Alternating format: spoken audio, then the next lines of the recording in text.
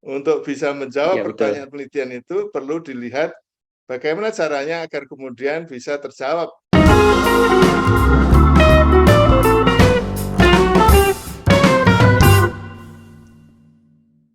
Bismillahirrahmanirrahim. Assalamualaikum warahmatullahi wabarakatuh. Selamat pagi, salam sejahtera kepada kita semua. Pada hari ini kita kembali lagi di UMK Talks Academy. Dan insya Allah pada hari ini kita akan melanjutkan topik yang sangat menarik kemarin. Dan alhamdulillah berguna. Ini saya sampaikan kepada Prof. Ali bahwa ternyata tidak perlu kita mengutip begitu ya, mengutip definisi dari desain penelitian yang kita gunakan untuk publikasi artikel ilmiah. Dan saya masih penasaran ini, Prof. Ali. Mungkin saya akan menyapa dulu beliau. Assalamualaikum warahmatullahi wabarakatuh, Prof. Ali.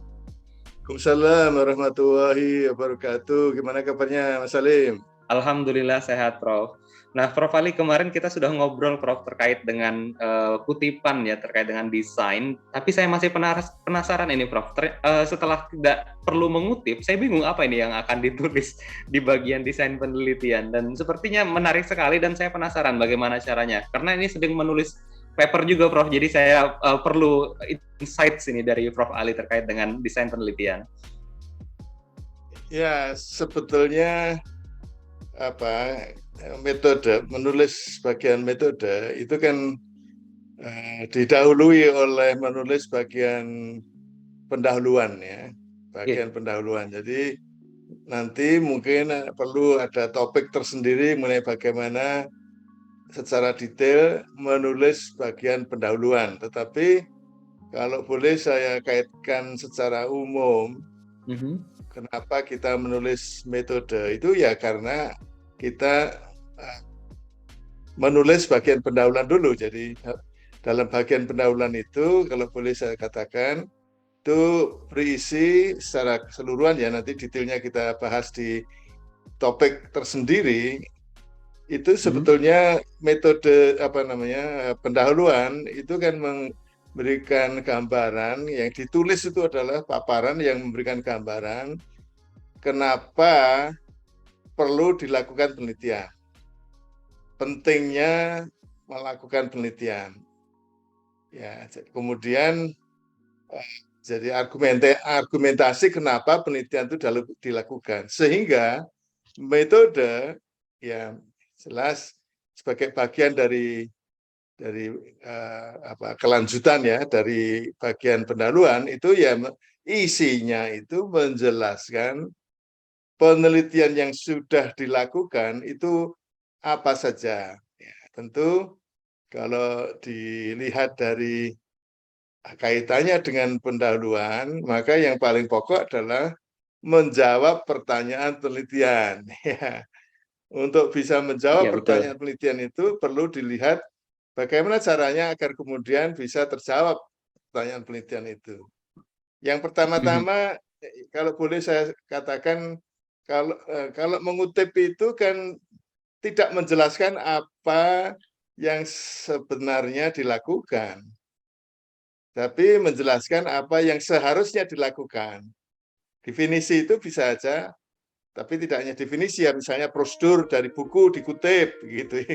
Itu kan Ya, betul. menjelaskan apa yang seharusnya dilakukan untuk sebuah penelitian, untuk sebuah metode penelitian. Jadi misalnya penelitian eksperimen adalah langkah-langkah penelitian eksperimen adalah ini kan yang seharusnya dilakukan, tetapi bukan yang memang dilakukan oleh peneliti. Jadi metode itu seharusnya berisi paparan apa yang sebenarnya yang betul-betul dilakukan oleh peneliti. Pertama, yang paling penting itu adalah sebetulnya variabel apa, data dari variabel apa yang mau dikumpulkan dan bagaimana mengumpulkannya. Apakah ada cara-cara pengumpulan data? Adakah alat yang digunakan untuk mengumpulkan data? Sumber datanya, siapa yang kemudian menjadi responden, siapa yang menjadi sumber data? tergantung dari bagaimana data itu dikumpulkan. Dan kemudian nanti kita bisa bicara lebih detail lagi, kemudian bagaimana data itu dianalisis. Tapi kemudian sebelumnya juga harus tahu, dalam kaitannya dengan bagaimana data dianalisis itu, datanya bentuk apa? Ya, jadi secara umum misalnya datanya itu bisa disebut jenis-jenis data ya, yang kalau dari buku itu jenis-jenis data, tapi kemudian yang ditulis di bagian metode itu, datanya itu sebenarnya apa? Apakah datanya berupa angka? Apakah datanya itu berupa fakta yang bukan dalam bentuk angka? Yang angka itu biasanya dipilah menjadi dua besar gitu ya, angka dan bukan angka. Tapi angka itu sendiri juga bisa dijelaskan. Angka itu mencerminkan data dari variabel apa. Yang bukan angka itu juga bisa dipilah-pilah. Ya, kalau boleh saya sebut misalnya data yang bukan angka itu bisa berupa opini, persepsi, pendapat. Data yang bukan angka itu bisa juga berupa fakta-fakta apa yang dilakukan. Kemudian juga kalau dari segi misalnya bidang ilmu pendidikan bahasa atau khususnya bahasa Inggris, data-data yang bukan berupa angka itu bisa saja dalam bentuk data bahasa. Nah, kalau data bahasa itu yang mau diukur apa? Bisa aja data bahasa itu yang diukur kemampuan berbahasa. Ya, kemampuan berbahasa ya. Jadi kalau yang diukur kemampuan berbahasa ya itu bisa aja berupa data bahasa yang kemudian bisa dikonversi menjadi angka.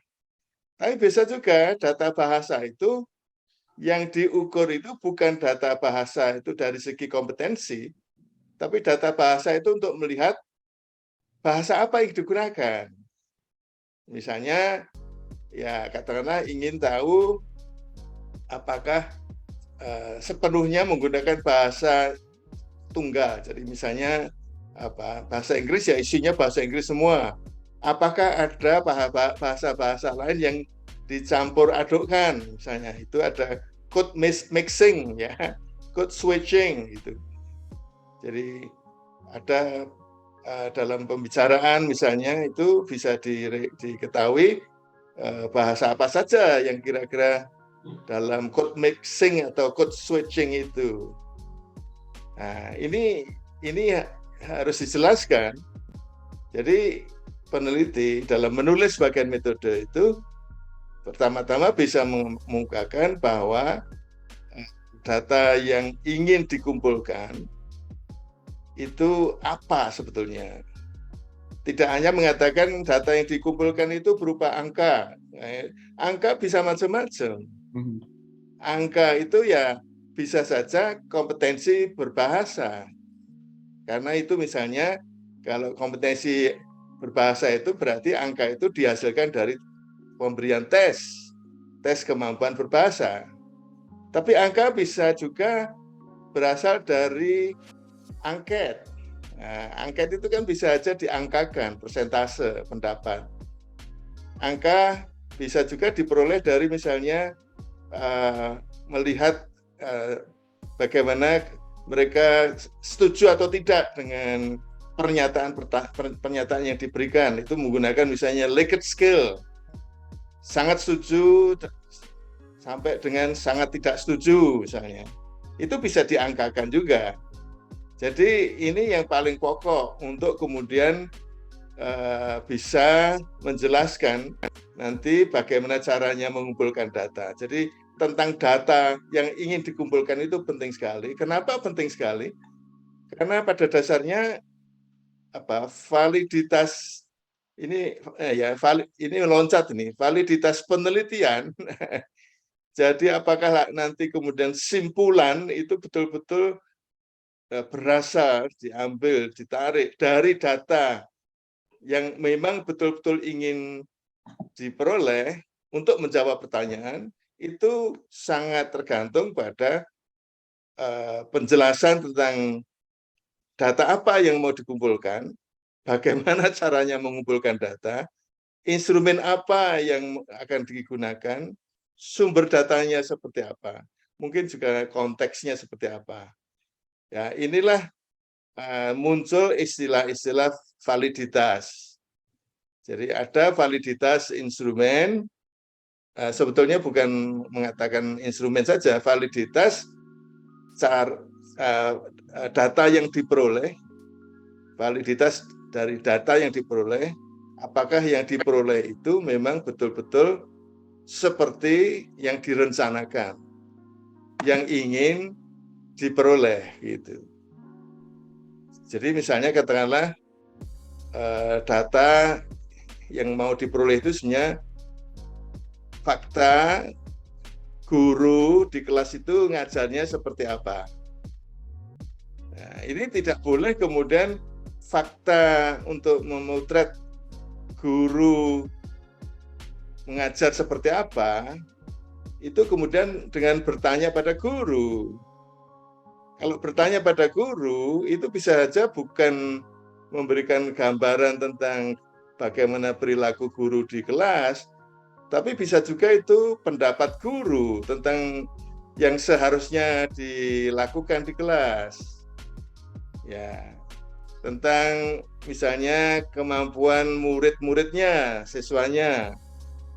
Itu tidak bisa bertanya pada muridnya, bahasa Inggrisnya bagus atau enggak. Juga tidak bisa bertanya pada gurunya, bagaimana murid-muridnya di kelas, bahasa Inggrisnya bagus enggak. Enggak bisa itu. Karena itu belum tentu betul-betul memberikan gambaran tentang kemampuan bahasa Inggrisnya para siswa di kelas. Yang tepat apa? Ya pakai tes misalnya. Ini bisa aja topik tes ini sendiri bisa berlama-lama. Tes yang seperti apa? Nah, ini termasuk instrumen. Nah, dalam memaparkan itu, peneliti, penulis itu bisa memberikan gambaran yang jelas mengenai apa yang dilakukan dari sejak data yang mau dikumpulkan.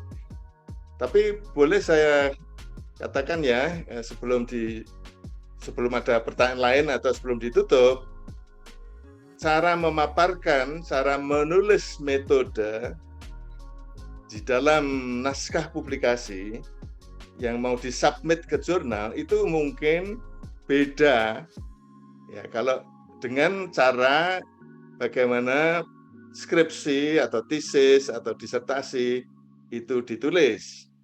Misalnya katakanlah yang kalau misalnya cara menulis skripsi, tesis, disertasi itu masih belum berubah, itu kan pertama-tama disebut misalnya desain penelitiannya apa. Dalam satu judul, subjudul tersendiri. Ada juga yang minta populasinya apa, sampelnya apa, bagaimana cara mengambil sampel, instrumennya apa, bagaimana mengembangkan instrumen. Nah, ini kalau skripsi tesis disertasi cara dulu, itu biasanya dipisah-pisah per subbagian sendiri. Ada keuntungannya, ada kelemahannya. Yang tadi ditulis terpisah sendiri-sendiri itu, kalau keuntungannya itu sebetulnya ingin mengetahui bagaimana peneliti dalam hal ini adalah mahasiswa itu betul-betul tahu tentang apa itu desain yang digunakan dan populasinya, sampelnya gitu. Nah, tetapi kelemahannya itu kemudian tidak bisa memberikan gambaran secara langsung sebetulnya yang dilakukan oleh peneliti itu apa. Sehingga untuk bisa diterima dalam sebuah jurnal, naskah publikasi dari penelitian yang sudah dilakukan, apakah itu penelitian mandiri, penelitian yang disponsori, penelitian hasil skripsi, tesis, disertasi, yang diharapkan itu bercerita. Bercerita itu harus menghubung-hubungkan tentang apa yang dilakukan dalam melakukan penelitian. Itu langsung dalam kalimat-kalimat, dalam sebuah paragraf, itu sudah ada isinya tentang data yang mau dikumpulkan itu apa, caranya mengumpulkan data seperti apa, sumber datanya dari mana saja. Kalau misalnya menggunakan Google Form, itu kemudian terisi oleh siapa saja, berapa orang, dan berapa orang itu kira-kira memberikan gambaran karakteristiknya seperti apa. Itu seperti memberikan gambaran tentang populasi. Begitu, Mas Salim. Baik, baik. Terima kasih banyak Prof. Ali. Mungkin pertanyaan terakhir ini, Prof. Jadi tidak perlu mengutip sebenarnya di bagian itu, hanya perlu menarasikan apa yang sebenarnya kita lakukan ya, Prof. Istilahnya itu ya memang menarasikan itu artinya bercerita. Oke. Nah, kalau bercerita, maka kemudian pembaca itu bisa memahami langsung kaitan antara satu aspek dari metode dengan aspek yang lain dan bisa menirukan, bisa mengulangi, bisa dipertimbangkan mengenai apakah memang penelitian yang dilakukan itu logis atau tidak, sesuai dengan hal-hal yang sifatnya keilmuan atau tidak. Begitu, Pak Salim. Baik, terima kasih banyak Prof atas insight-nya pada pagi hari ini. Insya Allah nih saya akan lanjut lagi menulis ini Prof dengan masukan dari reviewer yang kemarin ini sesuai dengan masukan dari Prof Ali. Terima kasih banyak Prof Ali. Semoga bermanfaat bagi saya dan bagi penonton UMK Talks Academy sekalian. Baik, terima kasih banyak. Itu adalah insights yang diberikan oleh Prof Ali Saukah pada pagi hari ini. Semoga bermanfaat bagi pemirsa UMK Talks Academy dimanapun Anda berada. Saya akhiri. Assalamualaikum warahmatullahi wabarakatuh. Waalaikumsalam warahmatullahi wabarakatuh. Terima kasih, Mas Salim.